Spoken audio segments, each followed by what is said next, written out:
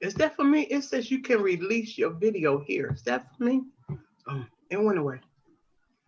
Hmm.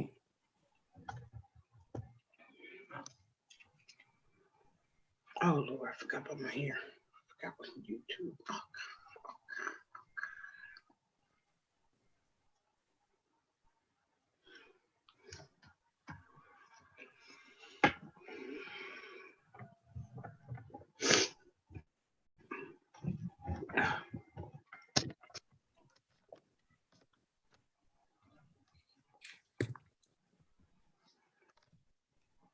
Okay, we are ready. you want me to read that? Yes. Go Okay. ahead. 35:45. Then James and John, the sons of Zebedee, came to him. Teacher, they said, we want you to do for us whatever we ask. What do you want me to do for you? He asked. They replied, let one of us sit at your right and the other at your left in your glory. You don't know what you're asking, Jesus said. Can you drink the cup I drink or be baptized with the baptism I am baptized with? We can, they answered. Jesus said to them, you will drink the cup I drink and be baptized with the baptism I am baptized with. But to sit at my right or left is not for me to grant. These places belong to those for whom they have been prepared. When the 10 heard about this, they became indignant with James and John. Jesus called them together and said, you know that those who are regarded as rulers of the Gentiles lord it over them, and their high officials exercise authority over them. Not so with you. Instead, whoever wants to be great among you must be your servant, and whoever wants to be first must be slave of all. For even the Son of Man did not come to be served, but to serve and to give his life as a ransom for many. All right, thank you. And hello, Sue. Hi. Hi, So, Sue. Hi. so what we're going to do now is listen to a video. It should be about a little under 9 minutes. And then after that, we'll get into discussion. So one moment here.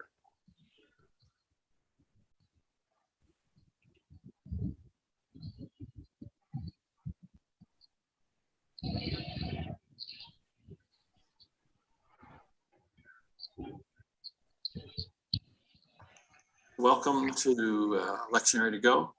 This is a series in which I reflect on things I think about as I prepare to preach the gospel lectionary text. We're in year B. Our text is Mark 10, verses 46 to 52. This is proper 25 as we come near the end of the season of Pentecost. Generally known as the healing of blind Bartimaeus, or the giving of sight to blind Bartimaeus. It's also the text that continues directly after. Whoops, one moment here. Greetings and welcome to Lectionary to Go.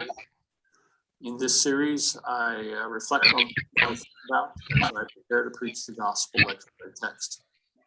We are in year B, the year that focuses primarily on the Gospel of Mark. This is the text for proper 24. It's Mark 10, 35 to 45. This continues on from the text that we had last week. And it brings us, well, there's one little passage left out between last week and this week, and that passage left out is the third passion prediction. We've encountered several weeks back the first passion prediction of Mark, in which he said that I'm going to Jerusalem and going to suffer and to die and be raised again.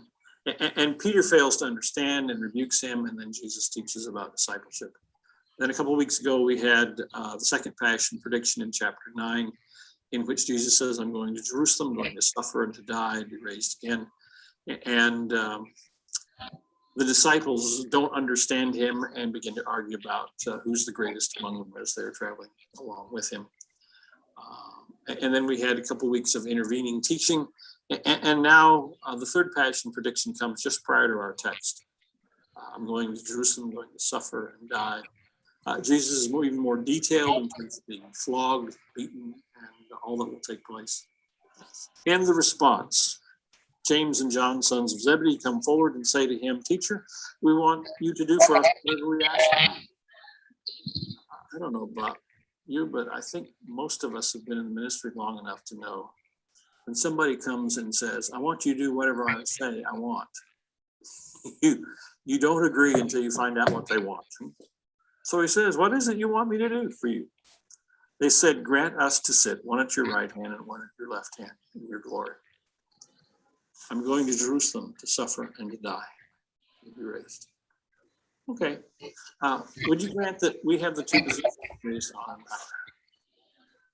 Kind of like the second passion prediction when the disciples argued amongst themselves.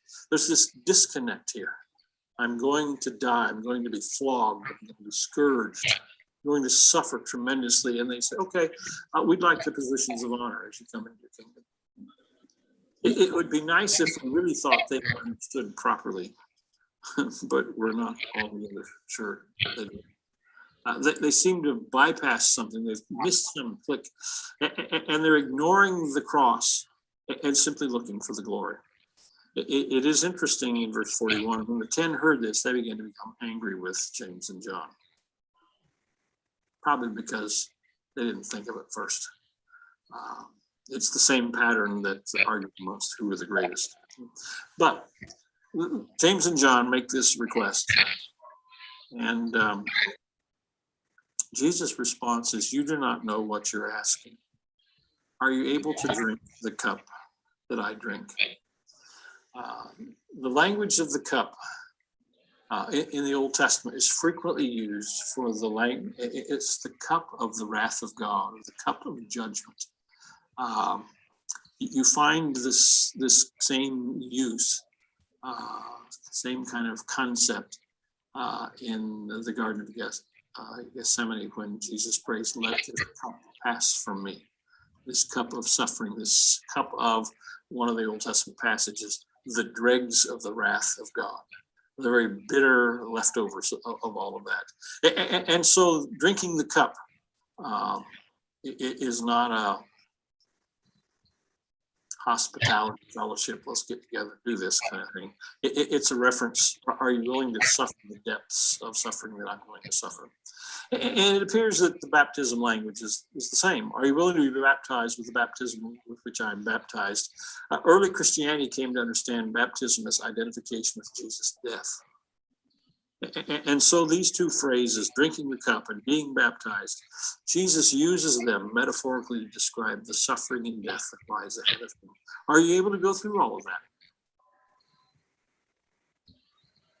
And the glib answer, we are able. Frankly, sounds it's arrogant. It's like they're totally ignoring the reality of it. They're not the only ones. In my growing up years, there was an old gospel song, We Are Able, which turns this just as upside down as the disciples did. Are you able, says the master, to be crucified? Lord, we're able, we sang, without any sense of, oh, this is going to be tough. This is sacrificial. This is costly. So Jesus says, well, you will suffer. You will die. You'll have the kind of suffering. You will participate in the cross and all that's involved. But to sit at my right hand or my left hand is not mine to grant, but is for those for whom it's been prepared. And he doesn't say it here in Mark this way. It's my Father's to grant. It's God's to grant. And it's an interesting sort of statement to say, Jesus says, I'm not in charge of honors. I'm in charge of obedience. It's my responsibility. And the Father will take care of those things. Well, how do we respond to the cross? With a kind of arrogance? Yeah, we can do this. We can suffer. We can pay the price. Whatever it is, Jesus, we want it. And I don't think Jesus is trying to put them off. He's trying to say, hey, in Luke, he has a text, I think it's in chapter 14, about nobody builds a tower without first sitting down to count the cost. Nobody ought to say I'm going all the way with Jesus without giving some thought to the cost. To say this is a cruciform life to which I am committed. Well, as the text unfolds, the 10 are angry. Jesus calls them together. You know that among the Gentiles, those whom they recognize as their rulers lord it over them, and their great ones are tyrants over them. It is not so among you. I wish those words of Jesus were always true of his followers. It is not so among you. You aren't lording it over your tyrants. You're not playing political games. You're not structuring power the way the world does. Unfortunately, the church quickly forgot that lesson, and it remains with us as a point of contention and a distancing of our life together from the life of Christ. It is not so among you, he says. Whoever wishes to be great among you must be your servant. Whoever wishes to be first must be last. And whoever wishes to be first must become the slave of all. For the Son of Man came not to be served, but to serve, and to give his life a ransom for the many. The reference to give his life a ransom for the many appears to be a line or paraphrase of a line out of Isaiah 53. But if we're going to be united with Christ, which is what Paul says baptism is in Romans 6, in baptism we are united with Christ in his death, we're united with Christ in his resurrection. If that's what it means to be a follower of Jesus, then he is one who came not to be served, but to serve. Which means there is no place in the Christian life for aggrandizement, for building our little kingdoms, for having status and power. Probably the worst thing about the prosperity gospel approach is that it seeks all these human accolades and symbols of power and of success. The Son of Man didn't come to be served. Didn't come to accumulate all those things. He came to serve and to give his life a ransom for the many. And you and I are called not to be served, but to serve, to pour our lives out, to give our lives as a ransom for others. Thanks be to God.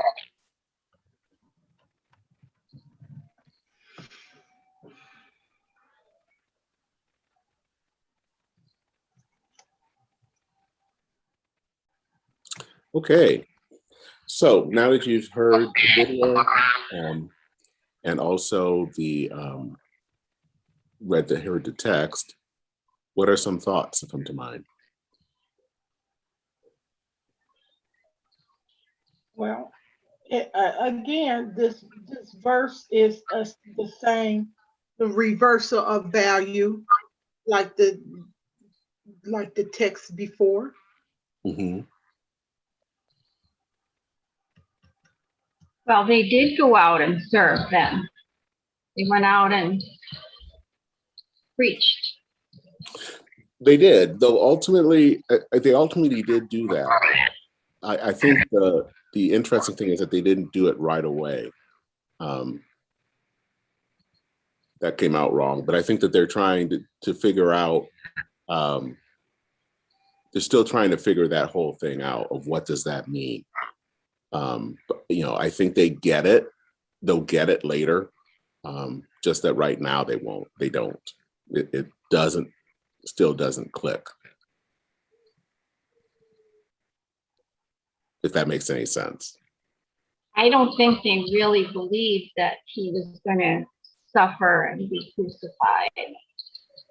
I don't really think I think they thought he was speaking figuratively or something.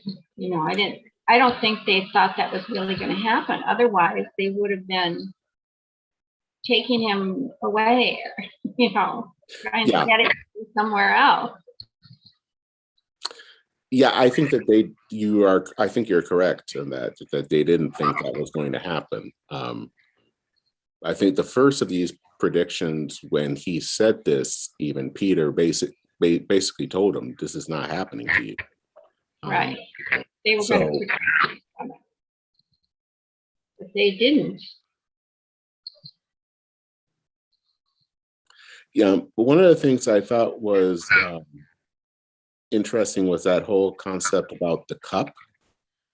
And in some of the preparation for this, cup had some different meanings to it. It could mean death, as it was talked about here. It could also be basically a time of trial or judgment. And it's just kind of interesting what he was talking about here with the. Yeah, that was interesting because I've really never heard that before. Or I heard it and didn't know what it meant. Didn't think about it. Yeah, it sounds interesting here. It's one of what I was trying to find this is that it can be a metaphor with reference to the natural death of an individual. So basically here it could talk about death, though of course it's really about an untimely, somewhat unnatural death, but it's still, the whole thing is about someone dying is what he's trying to get across. You don't get that though. I mean, why would they use the cup for that? I don't understand that. Well, when Jesus is in the Garden of Gethsemane, when he's praying, he says, "Let this cup pass from me." For some reason, it seems like the cup was a sense of a trial, a sense of maybe death or foreboding. As to why that's the symbol, I don't know. That's it. I mean, it's fascinating because I've never heard of a cup in that way. I mean, I think our culture doesn't necessarily see a cup in that kind of a dark pattern, but in at least in Jewish culture, it did.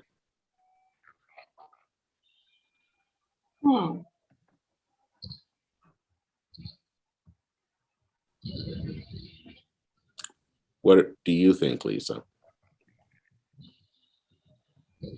About the cup? Mm-hmm.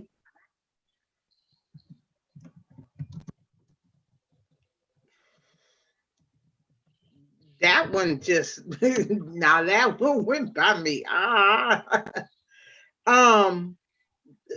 Well, if you put it, I don't know much about it, but to me, if you put it in the Jewish form of religion, Jewish does have a cup that is very important. They have a cup that is symbolic in the religion with Jesus. So for Jesus to feel as though, for Jesus to make that statement, it's to me, what I got out of it is just if he was, let him be successful in reaching someone to follow in his footsteps. Mm-hmm. Basically, to me, let this cup pass me, so someone else can carry the cup and follow in my footsteps. Okay, that's what I got.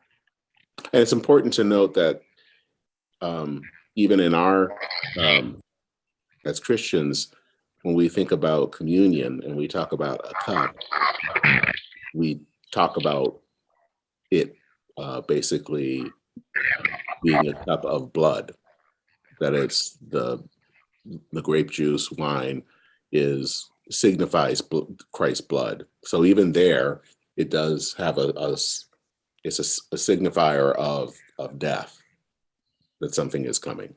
Right, because blood's not supposed to be in a cup. Yeah, it would be rather gross if it was.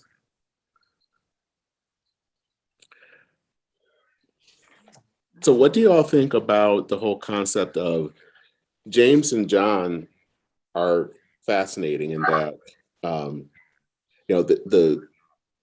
this whole thing starts, of course, that Jesus is going up to Jerusalem. And they say up because Jerusalem sat on a hill. And we also know ultimately Christ will be crucified on a hill. So in some ways, saying that he's going up to Jerusalem means he's going up to his death. So we know that from our vantage point. They don't yet. But it's interesting that as he's going towards his death, James and John asked this rather strange question. Why do you think they asked that?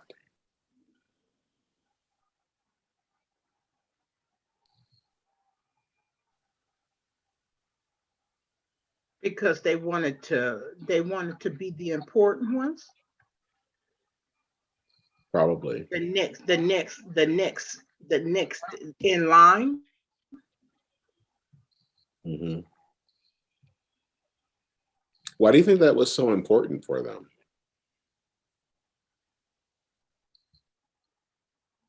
Because I would think being like the number two just means a lot of work.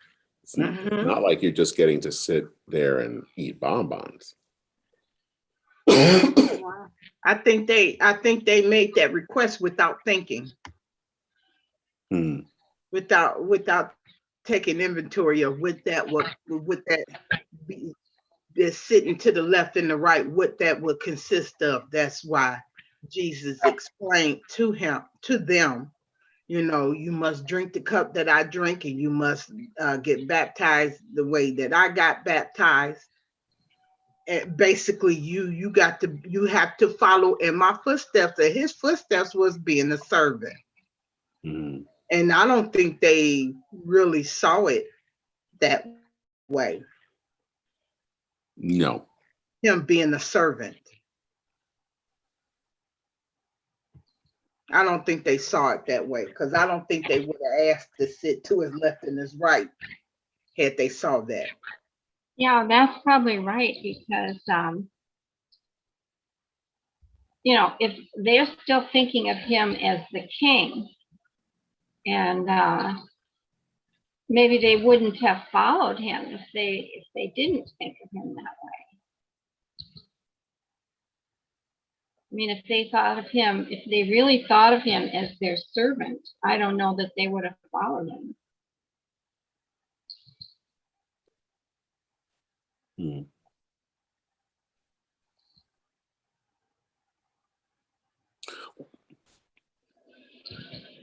One of the things that I think that I've read throughout Scripture, or at least here in Mark, I should say, is that they saw him kind of as a king, and that he was going to go and overthrow the rulers. And I never really thought about that, but here's the weird thing.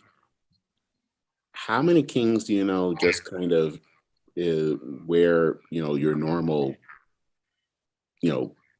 teacher who doesn't really kind of itinerant, doesn't have a place to stay. I mean, he already didn't act like a king. So it's kind of like, what were they expecting? Or I don't know. It just something I hadn't really realized before. And maybe it was that their frame of reference was just they were so used to it that they couldn't think outside of that box. Maybe they thought he was on the way to that they were heading to that crowning the glory king. That one event that's going to realize his title as king. Mhm. Yeah. Which Maybe they thought that's why they were going to Jerusalem. that was a coronation. Yeah. Mm-hmm. And in some ways it was, just not the coronation they were thinking of. Right. And, you know, he was betrayed and by them and all of that, probably because when they got to Jerusalem and realized what was happening, they were frightened. Mm-hmm. Very, very frightened. Yeah, James and John were among the disciples that when he was arrested, took off. Which in some ways is kind of answers the question, at least for the time being, were they going to drink the cup that he had? And at least at that point, the answer was no.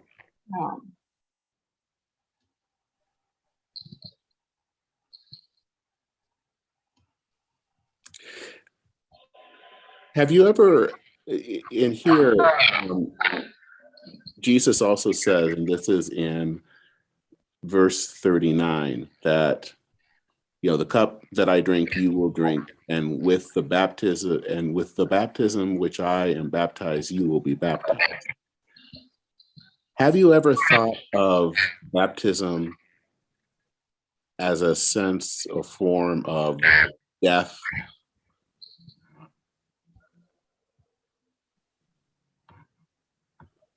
Yes.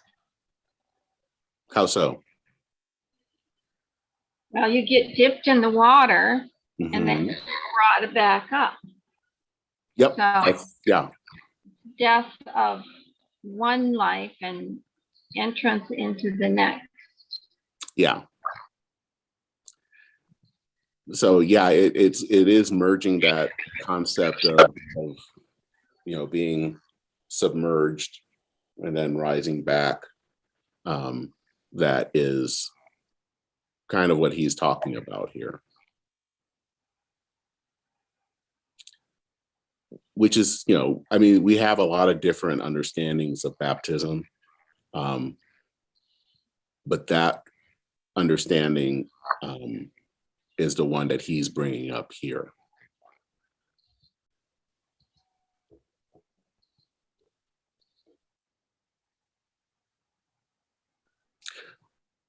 What do you think the word ransom means if you look at verse 45? What word?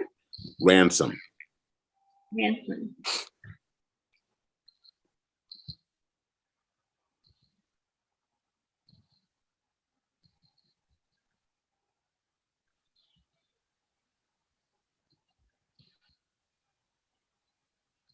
Well, this is where Jesus is explaining that this his being for his reason for being there.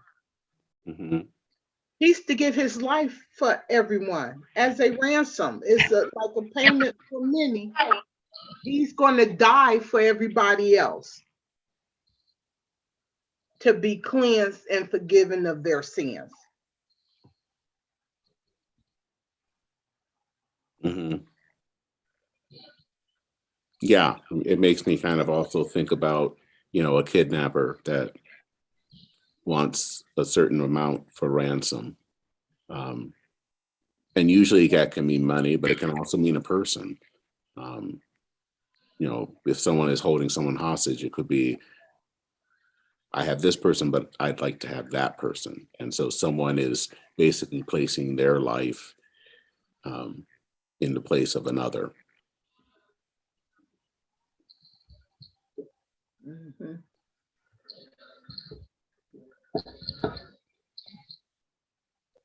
Why do you think that Jesus had to kind of say all of this? I mean, he ends with talking about the fact that, you know, you have to be a servant. And then he talks about being a ransom.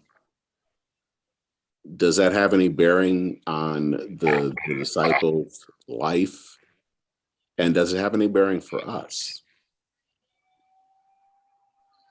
I think so.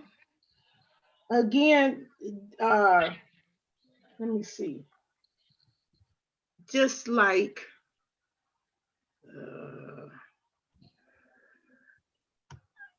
again, he's teaching the disciples what their purpose is, Mm-hmm.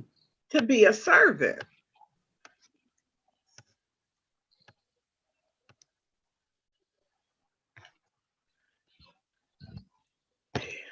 He's saying that he's going to suffer and die for them. He's going to save all of them. Mm-hmm. He's going to save all of us. He paid the ransom with his life. Just again, how they should act, Mm-hmm. how they should be. Which at this point they don't yet. Feel. Though it's always interesting if you read the book of Acts, they do finally get it at that point. And there, that's when we read about the disciples in some ways putting themselves in dangerous situations, even to the point of losing their lives. That it's kind of after the church is finally established and they are out preaching, that they all of a sudden it comes to the light is kind of shown and they get it.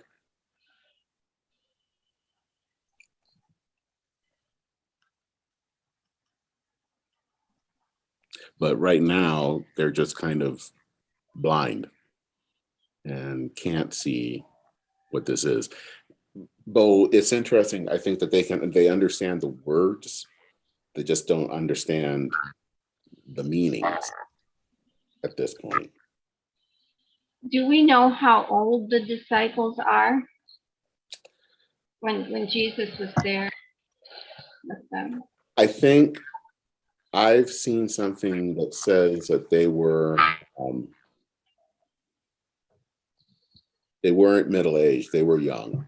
That, Peter was the oldest, and he was probably maybe in his 30s or something, and maybe even a bit younger. So you're seeing some people who are probably either late teens, early 20s. So I would say that they were, at least in our view, they were young.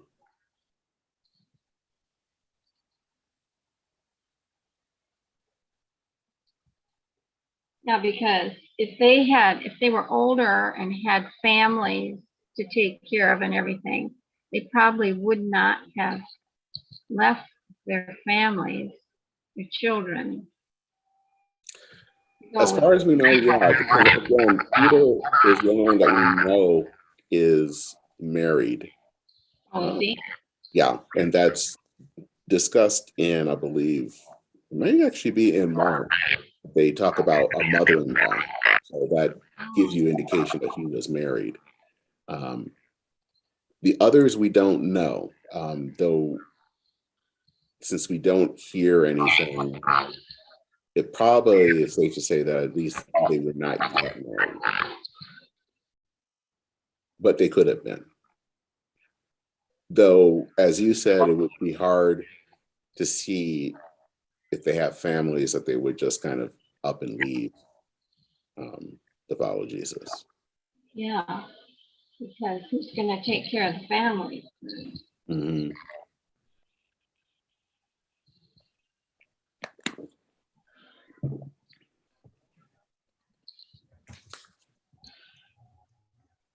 And if they were young, that might explain their attitude of, this is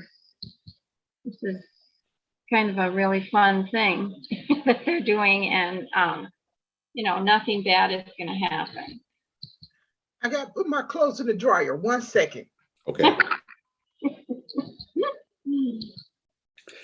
Yeah, I think that especially is one of the things that they are thinking. Nothing bad's going to happen. Yeah. That this is all good. That we're going up to Jerusalem. Everything will be set right. That he'll depose the Romans, and we'll be kings with him or something. So they don't understand the whole thing, even though so far in Mark he says this 3 times. He tells them what's going to happen, but in their minds that's not going to happen, Right. because he's a king, and Yeah. kings don't die.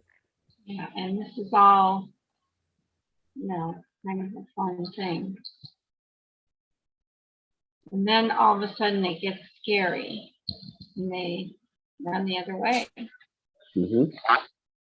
Yeah, and I think that's, if you kind of think about how shocking that had to be for them, that all of a sudden what they were expecting was this coronation, and what happens is Jesus gets arrested, and that was not in the plan. Yeah, it must have been a real shocker.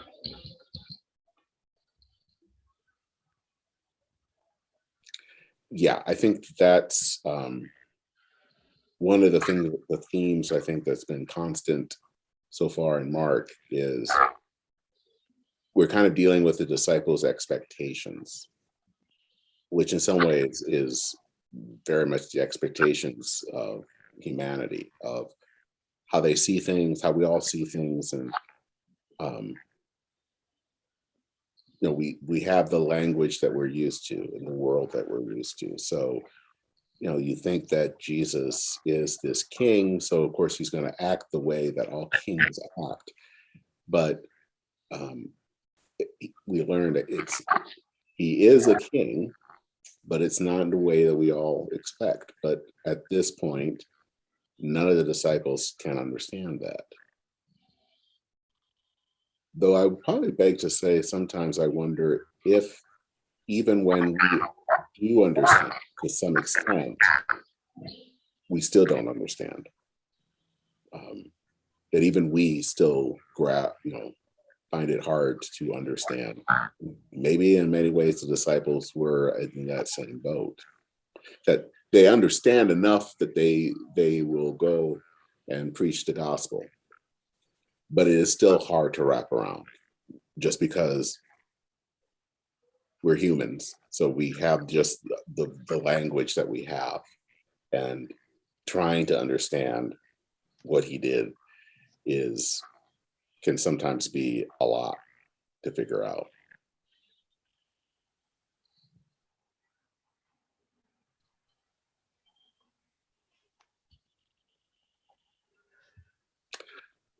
Are there any other thoughts people have, or?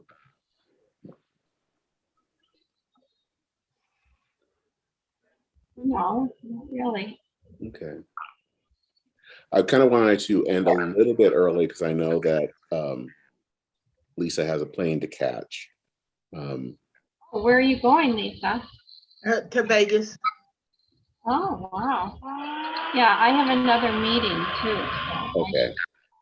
So I just wanted to end it a bit early. So, and then next week will be again in Mark 10, starting with verse 46, and that's the healing of blind Bartimaeus.